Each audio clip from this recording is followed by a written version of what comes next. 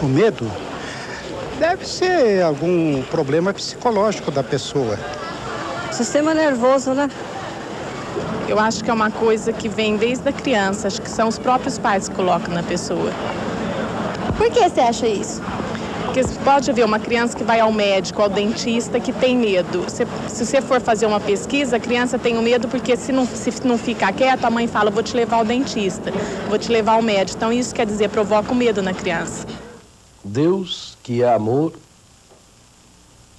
cria por amor o ser humano e cria-o para o amor. A Bíblia, para descrever essa experiência amorosa da criação e o objetivo pelo qual o ser humano foi criado, fala da experiência do paraíso terrestre, onde descreve de forma poética, de forma bonita, a harmonia plena em que vivia o ser humano. A harmonia com Deus, e a Bíblia fala isso de uma forma bonita, ao dizer que Deus e o ser humano passeavam juntos ao cair da tarde pelo paraíso. A harmonia com o ser humano, a harmonia com a natureza, com os animais, a harmonia com o mundo, a harmonia consigo mesmo. O ser humano no paraíso é o ser humano que vive essa experiência cósmica da felicidade, de estar bem consigo, com os outros, com Deus e com o mundo.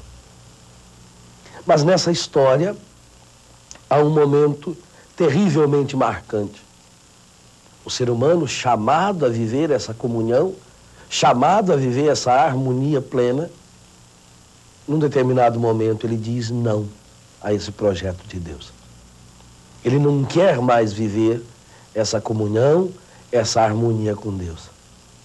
Ele corta esse relacionamento pela experiência do pecado. O ser humano quer ser igual a Deus. E olhando a Bíblia, a primeira consequência que nós percebemos do pecado é a experiência do medo. Deus procura o ser humano, mas o ser humano foge de Deus, se esconde de Deus.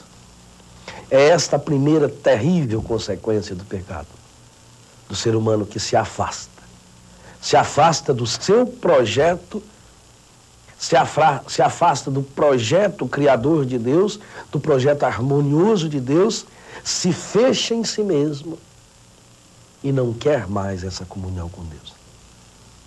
A experiência do medo, como decorrência primeiro da experiência do pecado, traduz exatamente aquilo que o pecado provocou. Essa quebra de comunhão, a quebra do elo dessa harmonia cósmica. Quando o ser humano é incapaz de olhar para Deus, para o outro e para o mundo, a partir dessa visão de igualdade, de harmonia, e vai se fechando em si mesmo, no seu egoísmo. E decorrente de tudo isso, o medo de si, de Deus, do mundo e dos outros. E é triste a gente perceber que esta não foi uma experiência que aconteceu há muitos milhares de anos atrás com o primeiro casal, Adão e Eva, mas que é a experiência de cada um de nós. Quando optamos pelo pecado, quando optamos pelo pecado em nossa vida, como decorrência e como consequência direta, nós temos a experiência em nós do medo, da insegurança, da ansiedade, do fechamento, do isolamento. O pecado gera o medo gera esse fechamento. E esse fechamento leva o ser humano a essa perda de harmonia e, consequentemente, a infelicidade. E muitas vezes há muitas doenças decorrentes de tudo isso. E o egoísmo pode causar medo também, na sua opinião? Sim, é uma luta constante. Você tem medo de perder o seu lugar, medo de qualquer coisa, então você luta para si próprio, torna-se uma pessoa egoísta. Egoísmo é você se colocar como centro da história, da sua história e da história dos outros. Egoísmo é você achar que toda natureza, que todo ser humano, que toda história existe em função da sua pessoa. Egoísmo é você colocar-se como o centro dos acontecimentos. Egoísmo é você perder a dimensão de que na história da humanidade você é alguém importante, sim, porque imagem e semelhança de Deus, porque tem a centelha da divindade, mas é alguém chamado a ajudar a construir essa história mais bonita. Mas quando nós olhamos demais para nós mesmos, quando nós só pensamos nos nossos interesses, nos nossos desejos, nas nossas vontades, quando procuramos manipular os outros para que todas as suas atitudes estejam convergidas para o nosso bem-estar, aí o egoísmo se instala. E quando o egoísmo se instala, qualquer ameaça a esse trono de si mesmo, a esse enraizamento de si mesmo, a esse endeusamento de si mesmo, qualquer ameaça é questão que leva a fechamento e que provoca o medo e que provoca a falta de harmonia, de estabilidade consigo e com o outro. Portanto, na raiz do medo, o pecado. Na raiz do pecado, o egoísmo. Consequência do egoísmo, o pecado. Consequência do pecado, o medo. Medo e egoísmo, de mãos dadas para esse fechamento absoluto do ser humano que leva-o quase sempre à frustração total de si. Você acha que o medo pode gerar ansiedade? Sem dúvida. Sem dúvida. Por quê? Acho que é um dos... são reações mesmo, né? Quando você fica com medo de alguma coisa, você automaticamente fica ansioso, né? São sentimentos até muito parecidos, eu acho, né? Você não quer saber de ir nos lugares, você já fica prevendo, fica ansiosa, achando que tudo pode acontecer, não é? Eu tenho encontrado muitas pessoas assim, especialmente no Ministério da Cura Interior. E para mim, uma das grandes causas da depressão e de inúmeras doenças físicas, doenças graves até, é essa ansiedade. Eu tenho um caso gravíssimo de uma moça que quase não caminhava mais, de uma moça completamente paralisada, porque ela fizeram um aborto e ela tinha medo que a família ou o noivo viessem a descobrir essa experiência terrível do passado. Então é medo de algo indefinido. É medo de reações que nem bem sei quais reações seriam.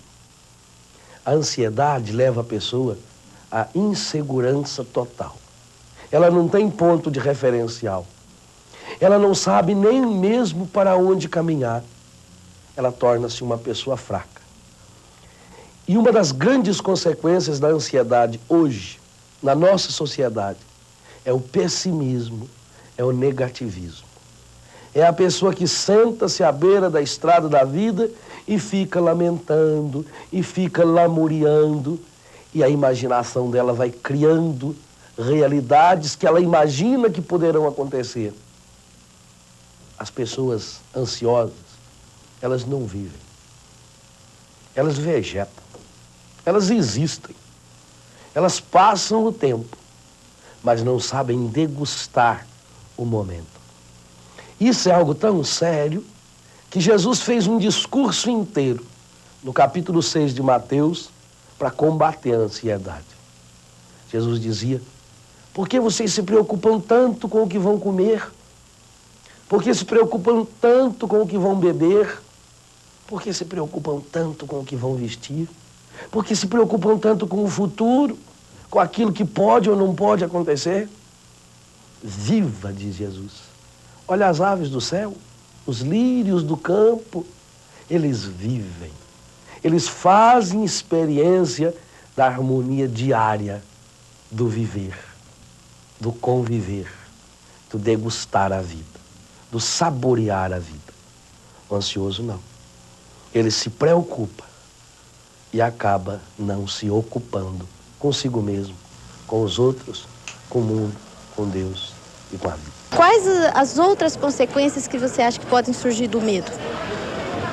Acho que várias coisas, né? A agressividade ou você vai desde de uma estagnação, de você estar com medo e ficar parado, não conseguir fazer nada, até uma atitude violenta, né? Uma reação descontrolada, né? Explosão de coisa. Você acha que a arrogância pode ser uma consequência do medo? É um medo da pessoa, é uma fuga da pessoa do medo, né? É tipo de uma fuga, ela se torna uma pessoa arrogante. Pode ser, sim, eu acredito. É uma camuflagem. A pessoa quer esconder o medo, então ela torna-se arrogante.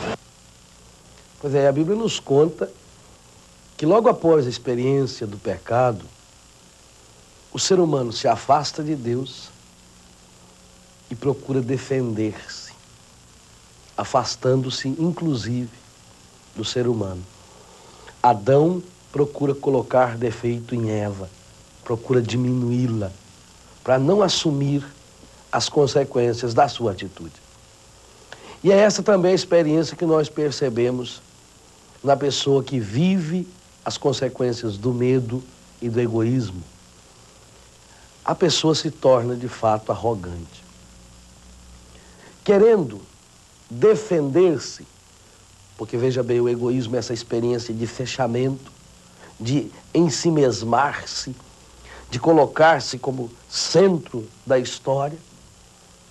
E como essa pessoa é ansiosa, ela tem medo daquilo que o outro pode vir a fazer para atrapalhá-la ou prejudicá-la na sua caminhada, essa pessoa vai fechando-se em si mesmo e procura elevar-se.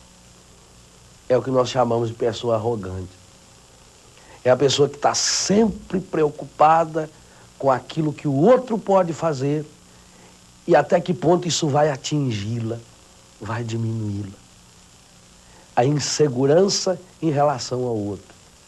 O outro não é mais um referencial que me ajuda a caminhar, que ajuda-me a construir-me a minha história. O outro torna para mim uma ameaça. E por isso a minha atitude é de autodefesa.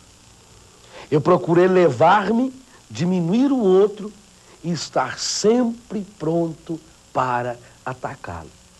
Quando nós dizemos aquela pessoa tem a resposta na ponta da língua, aquela pessoa não leva desaforo para casa, é uma pessoa que, na sua arrogância, quer ser forte, mas no fundo ela sabe que é fraca.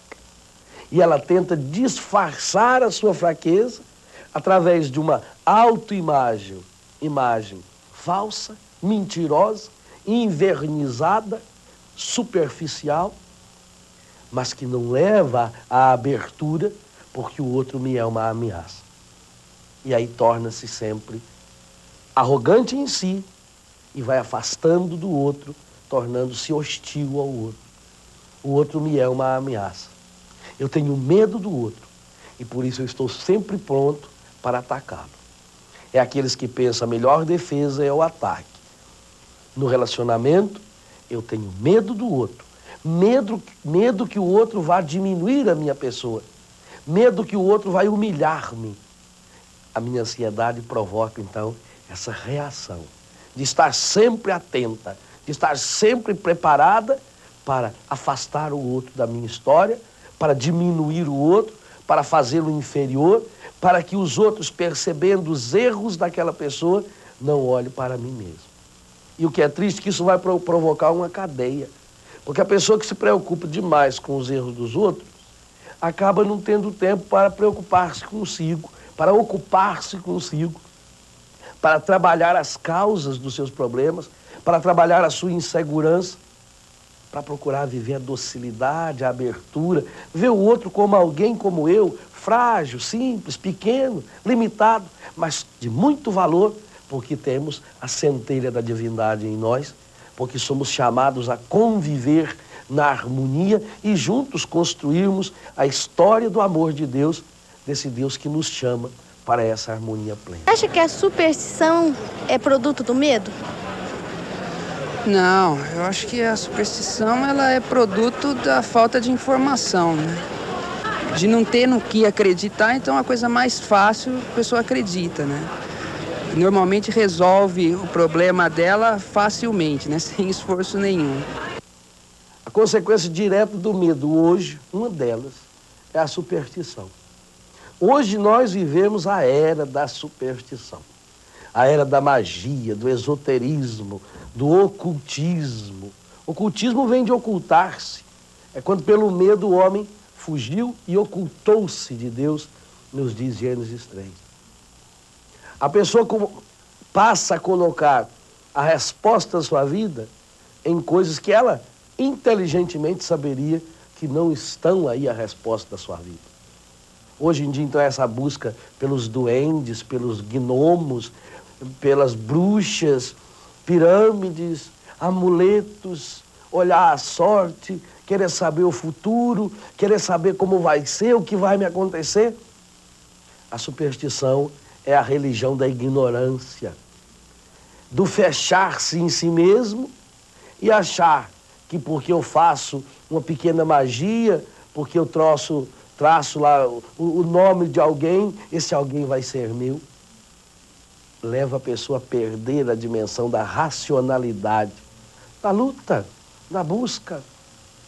O destino não existe. Eu faço a minha história, você faz a sua história, nós construímos a nossa história e nós vamos construí-la embasadas em algo concreto, em referenciais concretos. Mas o pecado gerou o egoísmo. O egoísmo gerou o medo, que por sua vez gera egoísmo, gera ansiedade, gera insegurança. Tudo isso porque a pessoa perdeu o seu referencial harmônico, a convivência amorosa com Deus. E aí ela vai buscar a resposta em patuás, em jogo de cartas, em jogo de búzios, em pedras, em amuletos. E acha que a sorte, a sua realização, poderá vir a partir dessas coisas tão pequenas. Isso é terrível porque a pessoa vai perdendo a dimensão de luta, de busca, de conquista, de esforço, de perseverança, de trabalhar-se, de trabalhar com o outro, de construir fraternidade. Nada. Isso precisa estar muito claro para nós, porque é uma questão não de fé, é uma questão de inteligência. Nada e nem ninguém que esteja fora de nós vai fazer-nos felizes. O medo, o egoísmo, a insegurança, a hostilidade, todas essas consequências do pecado, na verdade acontecem porque o pecado, ele cria na pessoa uma falsa imagem de si mesmo. E se é falsa imagem, jamais a pessoa vai poder ser de fato feliz. Portanto, o primeiro passo para a pessoa se curar de qualquer medo, de qualquer ansiedade, é encarar o problema. É ter coragem de pegar o problema, colocá-lo na mão, sem subterfúgio, sem desculpas. É olhar para si mesmo e reconhecer-se limitado, pequeno, pecador, fraco.